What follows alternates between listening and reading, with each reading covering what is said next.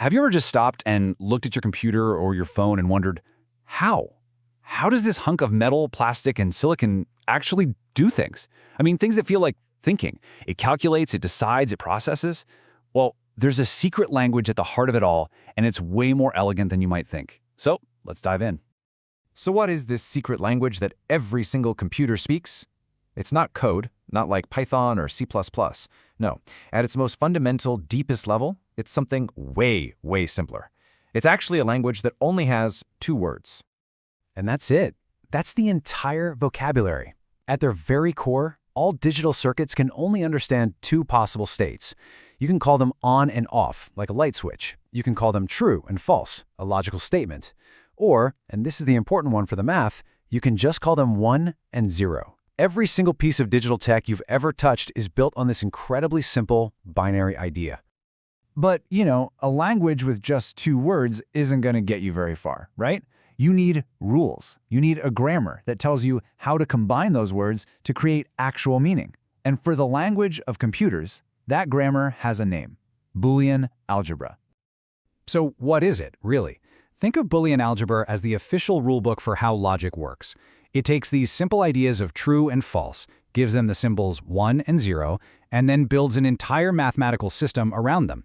It's the engine that lets a machine think logically. Okay, whoa, that looks intense. But don't worry, you don't need to memorize this. Just look at the pattern. These are the fundamental rules of the road for this logical world. The big takeaway here is just that there's a complete and consistent set of rules for how to handle addition, multiplication, and what it calls complementation, which is basically just flipping from one state to the other. And here's where your brain might do a little backflip. This is what proves we're not in Kansas anymore, mathematically speaking. In the algebra you learn in school, a plus a is 2a, right?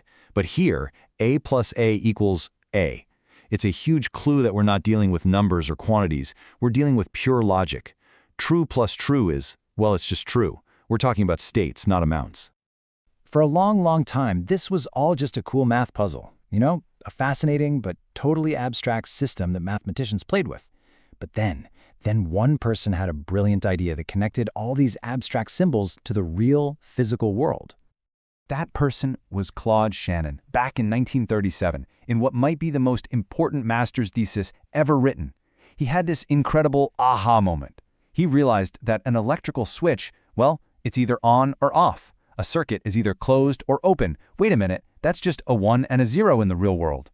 He saw that Boolean algebra was the perfect language to describe how circuits behave, and that single idea, that bridge between math and engineering, honestly, it changed the world. So Shannon's insight let us build physical things called logic gates. Let's meet the first verb in our new language, the AND gate. This one represents Boolean multiplication. It's like a super strict bouncer at a club. It will only give you an output of 1, or true, if input x and input y are both 1. If even one of them is a 0, sorry, you get nothing. Next up, we have the OR gate. This is our Boolean addition, and this one's a lot more easygoing. It will give you a 1 output if input x or input y is a 1. It doesn't care if both are 1, that's fine too. The only possible way to get a 0 out of an OR gate is if both inputs are 0.